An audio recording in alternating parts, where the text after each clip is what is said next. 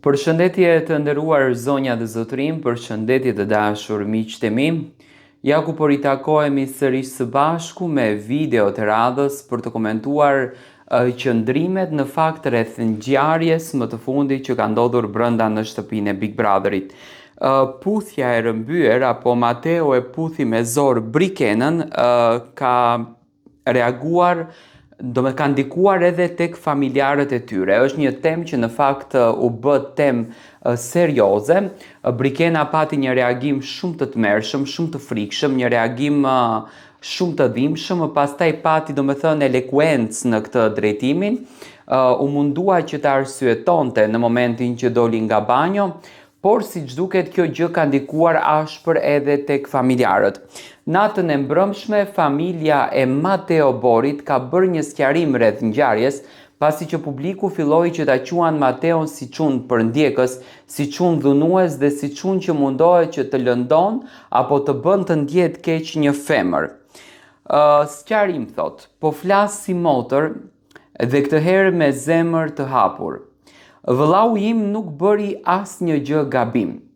Ai thjesht reagoi si një djalë që pëlqen dikë, në një moment shumë të afërt edhe shumë të ndjerë. Kur je pranë një personi që të tërheq, kur ka afrimitet dhe ndjesi, jo çdo gjë kalon në përmendje.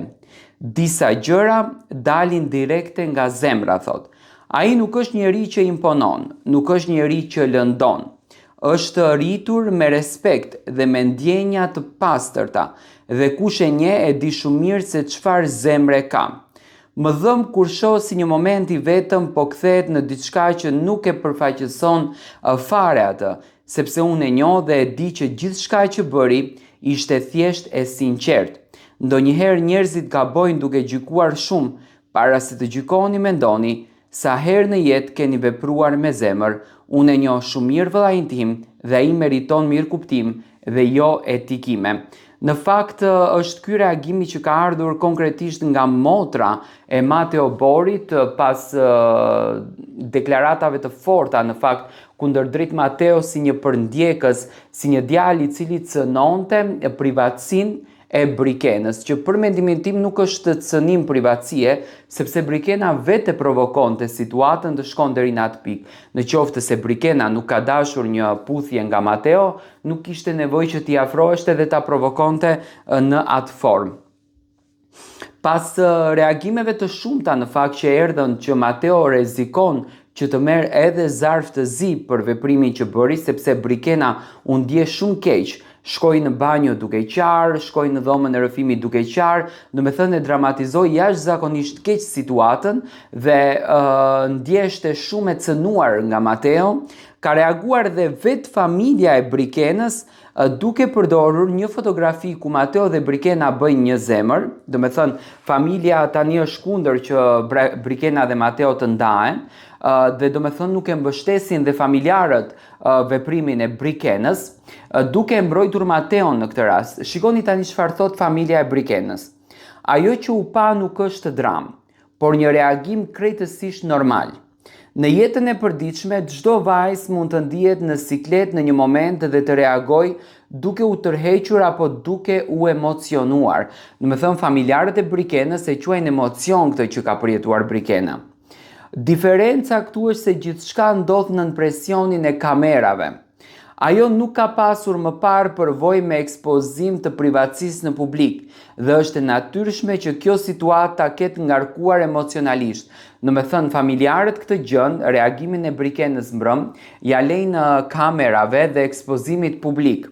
Të qenit 90 ditë e izoluar dhe në vëzhgim të vazhdueshëm vetëm sa e shoh këtë presion. Domethënë ato e quajnë Brikenën një vajzë pak më tradicionale.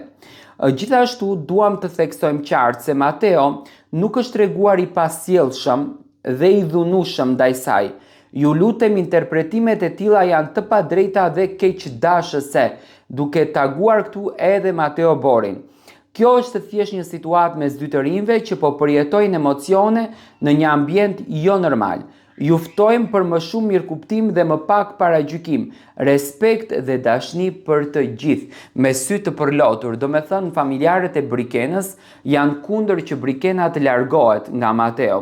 Ajo që Brikena nuk arrijet do ta kupton, edhe nga qëndrimi i jatit, edhe nga droni që erdhi nga familja në shtëpi, është ky që edhe sikur ta jep puthjen, sepse unë e di ku është i gjithë problemi në këtë mes. Frika më e madhe në këtë mes e Brikenës është se si do të jetë familja ime jashtë me qëndrim. A është dakord babi, a është dakord daja, a është dakord halla, a është dakord tezja.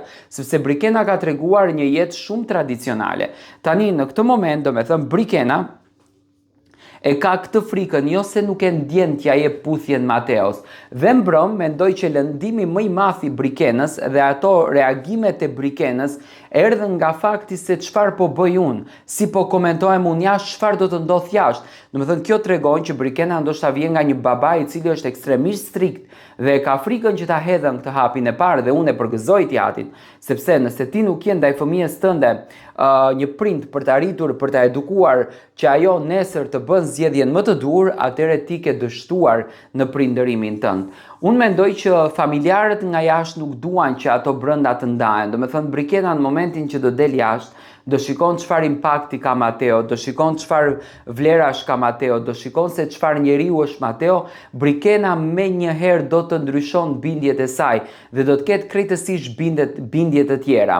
Unë sonte e shoh që Brikena do t'i del në një mbrojtje Mateos, do t'jetë një mbrojtje në fakt shumë e rëndë, sepse arbërin sonte e pres më të zjarrt se kur, do me thënë goditjet e arbërit sonte i pres goditje të forta, gjithashtu edhe të Monikës. Unë mendoj që Brikena vetësh duke ulur marrëdhënien me Mateon, vetësh duke ngritur marrëdhënien me Mateon, familjarët në këtë rast kanë të drejtë, familjen e Brikenës të Mateos e pash pak më të prerë me reagimin që ka bërë, ndërsa familjen e Brikenës e pash pak në kuptimin që Mateo nuk është fajtori, do me thënë nuk dini se kujt ja hedhin fajin në këtë mes. Por gjithsesi, unë mendoj që Brikena, sado që të jetë fajtor jo fajtor, është vajzë e lazdruar dhe zakonisht këto gocat e lazdruara që kanë egon shumë të theksuar, që e duan përndjekjen, që e duan lutjen non-stop, në me thënë janë vajza që binë në këtë pikën. Tani Brikena në një gjë nuk është e sinqert. Këtu i thot Mateos, hajde nga mbrapa, më qëndron nga mbrapa, qëndron me mua, i lutet, i përgjërohet, dhe në anën tjetër, më thënë, e do të vëmendjen e Mateos, e do momentin me Mateon, e do çastin me Mateon, dhe në anën tjetër nuk toleron në asnjë mënyrë që Mateo të paktën të bën një veprim ashtu siç në fakt ai e ndjen ta bën atë veprimin. Sepse Brikena bën drama të mëdha, Brikena bën skena të mëdha që Mateo del shumë keq.